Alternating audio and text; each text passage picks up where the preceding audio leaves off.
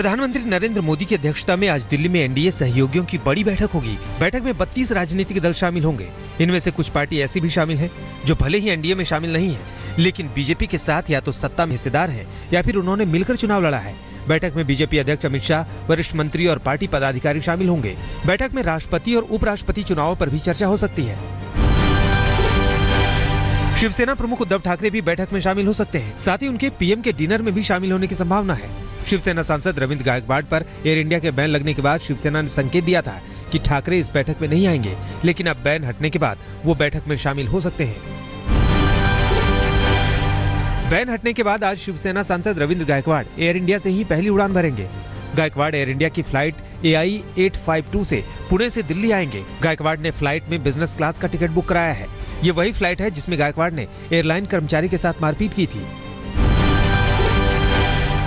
रविंद्र गायकवाड़ के संसदीय क्षेत्र उमरगा में समर्थकों ने बैनर पोस्टर लगाकर अपनी खुशी का इजहार किया है। पूरे इलाके में रविंद्र गायकवाड़ के पोस्टर लगाए गए हैं। पोस्टरों पर लिखा है कि देश ने ताकत दिखाई, लेकिन फिर भी हमारा शेर पीछे नहीं हटा, जीत हमारे शेर की ही हुई। कांग्रेस उपाध्यक्ष राहुल गांधी आज पार्टी सांसदों के साथ बैठक करेंगे। कांग्रेस सांसदों के साथ बैठक में संसद की कार्यवाही को लेकर पार्टी की रणनीति पर विचार किया जाएगा। इसमें लोकसभा और राज्यसभा दोनों सदनों में पार्टी की रणनीति बनाने पर मंथन होगा।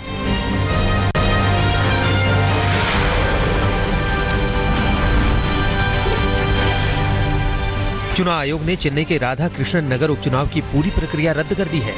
मुख्य चुनाव आयुक्त नसीम जैदी और दोनों चुनाव आयुक्तों के दस्तखत वाले 11 पेज के आदेश में आयोग ने साफ कहा है कि आचार संहिता, चुनाव खर्च, अघोषित संपत्ति के सबूत, बेहिसाब धन का चुनाव में अवैध इस्तेमाल, राजनीतिक दलों के नेताओं के ठिकानों से बड़ी तादाद में नकदी की बरामदगी जैसे हालात को देखते हुए अभी नहीं लगता कि स्वतंत्र और निष्पक्ष चुनाव हो सकेंगे। लिहाजा चुनाव आयोग और RK नगर सीट के निर्वाचन अधिकारी के आदेश रद्द माने जाएं। जम्मू कश्मीर के श्रीनगर की लोकसभा सीट के लिए रविवार को हिंसा के बीच वोट डाले गए। यहाँ 6.5% वोटिंग दर्ज की गई। बडगाम जिले में सुरक्षा बलों और प्रदर्शनकारियों के बीच भिड़ंत हुई। हिंसक भीड़ पर काबू पाने के लिए सुरक्षा बलों को गोलियां चलानी पड़ी, जिसमें 7 लोगों की मौत हो गई और 36 घायल हो गए। पथराव में 100 जवानों को भी चोट आई है। वहीं प्रदर्शनकारियों की मौत के विरोध में अलगाववादियों ने बंद का ऐलान किया है।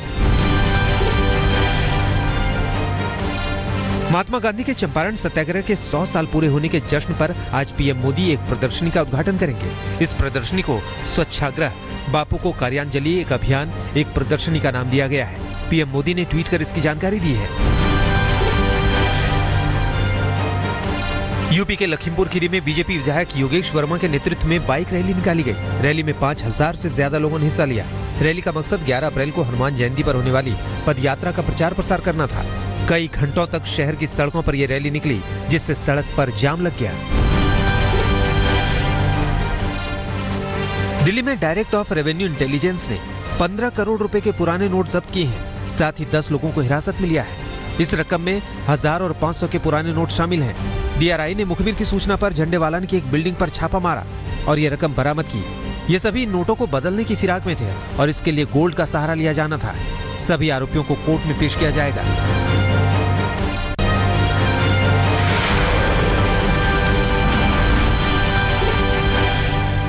सीएम योगी आदित्यनाथ आज कालिदास मार्ग पर उत्तराखंड के मुख्यमंत्री त्रिवेंद्र सिंह रावत से मुलाकात करेंगे। दोनों के बीच उत्तराखंड और उत्तर प्रदेश में चल रहे संपत्ति बंटवारे पर चर्चा होगी। इसके साथ ही आज सीएम 4 विभागों के अधिकारियों के साथ समीक्षा बैठक करेंगे।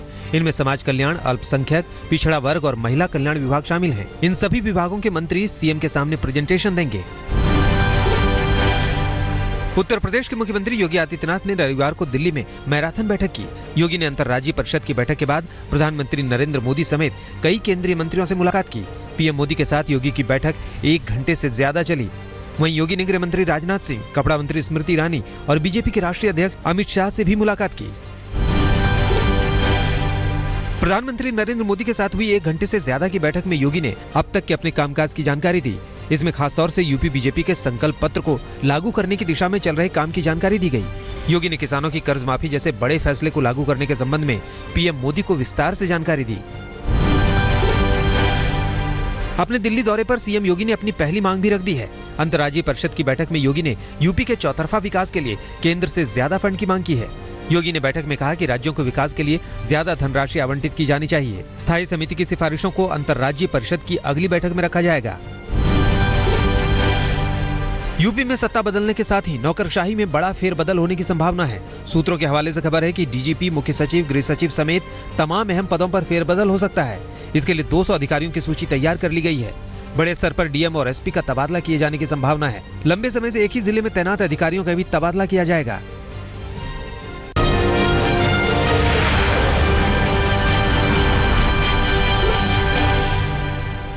राम मंदिर को लेकर नेताओं की विवादित बयानबाजी लगातार जारी है। अब हैदराबाद के गोश महल से बीजेपी विधायक टी राजा सिंह ने राम मंदिर को लेकर भड़काऊ बयान दिया है। उन्होंने कहा कि जो लोग अयोध्या में राम मंदिर बनाने का विरोध करेंगे, उनका सिर कलम कर देंगे। ये बात उन्होंने रामनवमी जुलूस के कार्यक्रम के दौरान कही। अरे हम तो कई वर्षों से ये दिन की प्रतीक्षा कर रहे हैं कि कब तुम गद्दार सर उठाए और हम तुम्हारे सर कलम कर दें। मोहन भागवत ने गोहत्या के खिलाफ देश भर में एक कानून बनाने के लिए पुरजोर वकालत की है। साथ ही मोहन भागवत ने कहा कि जो लोग गोरक्षा के नाम पर हिंसा कर रहे हैं, उन पर भी लगाम लगनी चाहिए। गोरक्षा के नाम पर चंद लोग असली गोरक्षकों की छवि को खराब कर रहे हैं। संपूर्ण भारतवर्ष में गौ हत्या बंदी हो, ये हमारी इच्छा है। अब बंदी हो यानी उसका कानून हो, ये बात सरकार के अधीन है। कई राज्य सरकारों ने, जहां संघ के स्वयंसेवक है सरकारों में, वो कानून लाया है। हमारी इच्छा है पूरे भारतवर्ष के लिए कानून बने।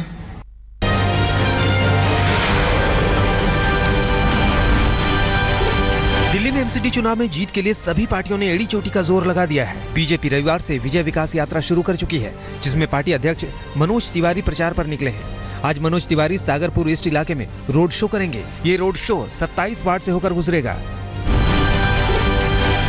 दिल्ली के सीएम अरविंद केजरीवाल आज एमसीडी चुनाव में प्रचार का आगाज करेंगे। केजरीवाल जनसभा के साथ अपने चुनाव प्रचार की शुरुआत करेंगे। केजरीवाल ने चुनाव तक करीब 2 दर्जन जनसभाओं को संबोधित करने की रणनीति बनाई है। पूर्व बीजेपी पार्षद निक्की सिंह निर्दलीय के तौर पर न्यू अशोकनगर से मैदान में उतर गई हैं। निक्की सिंह ने अपने प्रचार की शुरुआत भी कर दी है। निक्की सिंह के मैदान में उतरने के बाद सीट पर मुकाबला त्रिकोणीय हो चुका है, जिससे बीजेपी की मुश्किलें बढ़ गई हैं। बिहार के मुख्यमंत्री नीतीश कुमार भी दिल्ली के दंगल में ताल ठोक रहे हैं। नीतीश कुमार वसंत कुंज से पार्टी प्रत्याशी धर्मवीर के लिए प्रचार के लिए पहुंचे। धर्मवीर ने अपने समर्थकों के साथ नीतीश का शानदार स्वागत किया। उन पर फूलों की बारिश की गई। एमसीडी के दंगल में पार्टियां वोटरों को लुभाने के लिए कोई कोर कसर नहीं छोड़ना चाहती। बदरपुर के हरिनगर वार्ड से बीएसपी प्रत्याशी नेहा चौखन अभिनेता चंद्रचूड़ सिंह के साथ वोट मांगने पहुंची। चंद्रचूड़ सिंह ने नेहा के लिए प्रचार किया और लोगों से जिताने की अपील की। मुंबई इंडियंस और कोलकाता नाइट राइडर्स के बीच हुए रोमांचक मुकाबले में मुंबई ने कोलकाता को 4 विकेट से हरा दिया। 169 रन के टारगेट का पीछा करते हुए मुंबई की टीम ने 19.5 ओवर में 180 रन बनाकर ये मैच जीत लिया। 2 मैच में मुंबई की ये पहली जीत है। मुंबई की जीत के हीरो रहे हार्दिक पांड्या। हार्दिक पांड्या ने नीतीश राणा के साथ मिलकर टीम को जीत दिलाई। पांड्या और राणा ने मैच विनिंग पारी खेली। दोनों ने छठे विकेट के लिए 14 गेंदों पर 41 रन की साझेदारी की। राणा के आउट होने के बाद पांड्या ने आखिरी ओवर में 11 रन बनाकर टीम को जीत दिलाई। मैच के 5वें ओवर में कुणाल पांड्या ने 4 गेंदों के भीतर कोलकाता के 2 विकेट गिरा दिए। कुणाल पांड्या ने मैच में 3 विकेट लिए, वहीं मलिंगा को 2 और बुमराह की झोली में 1 विकेट गया। आईपीएल में आज रॉयल चैलेंजर्स बेंगलोर और किंग्स 11 पंजाब के बीच मुकाबला होगा। दोनों टीमों के बीच इंदौर में मैच खेला जाएगा। डेविस कप में भारत के गैर खिलाड़ी कप्तान महेश भूपति ने डबल्स में जगह नहीं दिए जाने पर स्टार खिलाड़ी लिएंडर पेस की नाराजगी को बेवजह करार दिया है। भूपति ने कहा कि पेस के पास नाराज होने की कोई वजह नहीं है, क्योंकि उन्हें पहले से ही बता दिया गया था कि आखिरी 4 में उनकी जगह तय नहीं है।